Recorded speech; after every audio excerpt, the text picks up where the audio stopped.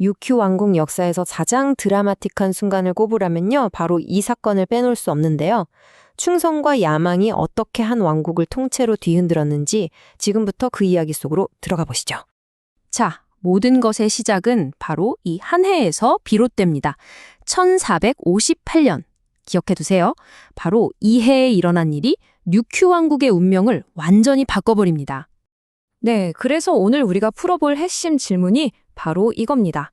도대체 어떻게 두 권력자의 충돌이 이제 막 하나가 된 왕국의 치명적인 약점을 그렇게 적나라하게 드러낼 수 있었을까요? 그 비극의 막이 이제 오릅니다. 자, 이 드라마를 제대로 이해하려면요, 먼저 무대부터 살펴봐야겠죠.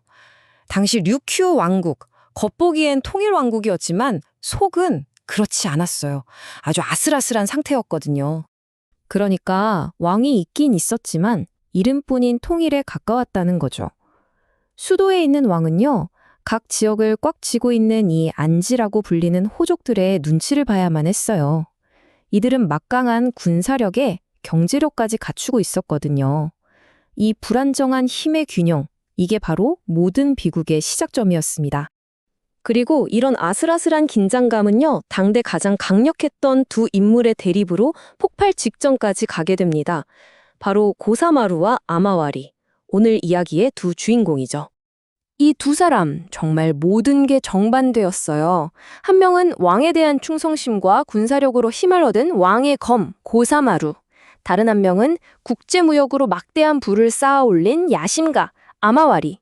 근본부터가 달랐던 거죠. 구시대의 충신과 신흥 세력의 대결, 구도가 정말 흥미롭지 않나요? 고사마루라는 인물을 좀 더 들여다보면요.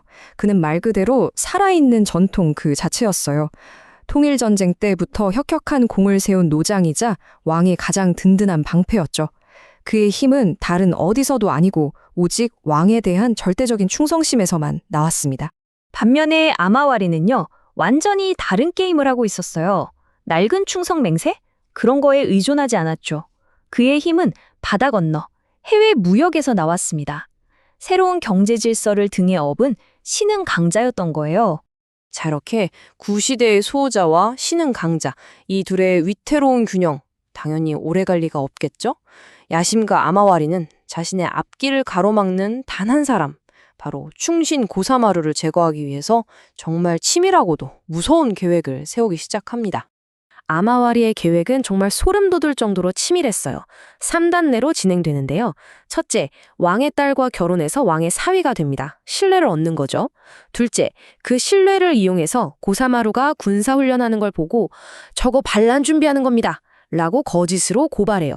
그리고 마지막 셋째, 이성을 잃은 왕을 설득해서 그 반역자를 칠 토벌군의 총사령관 자리를 자기가 꿰찹니다. 와, 진짜 왕의 신뢰를 역이용해서 왕의 칼을 뺏어버린 거죠. 생각해보세요. 평생 믿어온 노장과 이제 막 가족이 된 사위. 그 사이에서 왕은 완전히 혼란에 빠졌을 겁니다. 그리고 결국 이 거짓말 한마디에 넘어가서 돌이킬 수 없는 결정을 내리고 맙니다. 자, 이제 왕의 명령이라는 명분까지 얻었겠다. 아마와리는 거칠 것이 없었죠. 그는 왕의 군대를 이끌고 아이러니하게도 평생 왕을 지켜온 바로 그 충신을 향해 칼을 겨눕니다. 그런데 여기서 고사마루는 정말 충신다운, 하지만 너무나도 비극적인 선택을 합니다. 왕의 깃발을 앞세운 군대와는 싸울 수 없다는 거였어요. 차라리 죽음을 택하겠다. 결국 그는 자신의 결백과 충성을 증명하기 위해 3일 만에 가족들과 함께 스스로 목숨을 끊고 맙니다. 이렇게 아마와리의 앞길을 막던 가장 큰 걸림돌이 허무하게 사라져버렸습니다. 이제 정말 다 끝난 것 같았죠. 최대의 라이벌이 스스로 목숨을 끊었으니 아마와리가 왕이 되는 건 시간 문제처럼 보였습니다. 하지만 역사는 그렇게 간단하지 않았습니다. 이야기는 여기서부터 진짜 반전을 맞이하거든요. 네, 아마와리가 이제 다 됐다고 생각하고 수도로 향하는 바로 그 순간. 그의 완벽했던 계획이 정말 생각지도 못했던 한 사람 때문에 완전히 박살이 나버립니다. 자, 그래서요.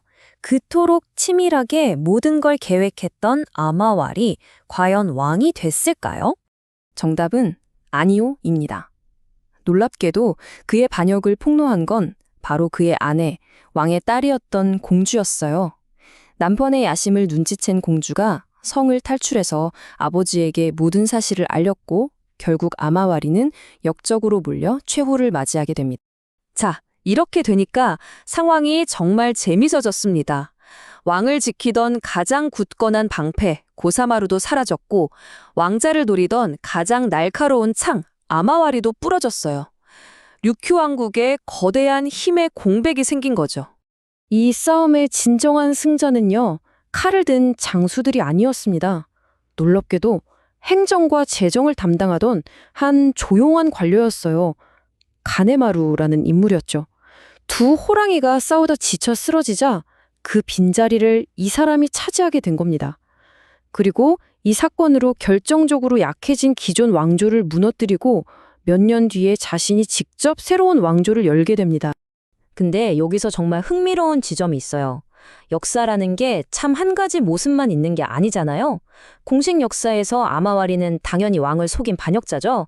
하지만 그가 다스렸던 가스렌 지역에 가보면요. 그는 무역으로 지역을 부유하게 만든 영웅으로 기억되고 있다는 겁니다. 누구에겐 악당이, 누구에겐 영웅인 셈이죠. 그리고 이 모든 비극과 격동의 역사는 그냥 이야기로만 남은 게 아닙니다. 고사마루가 지키던 나카구스쿠 성, 그리고 아마와리가 불을 쌓았던 카츠렌 성, 이 두 성의 유적이 지금도 굳건히 남아있거든요.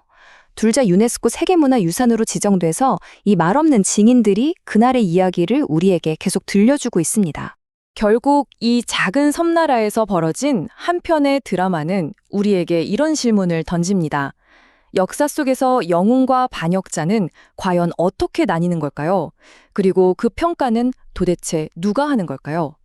여러분은 어떻게 생각하시나요?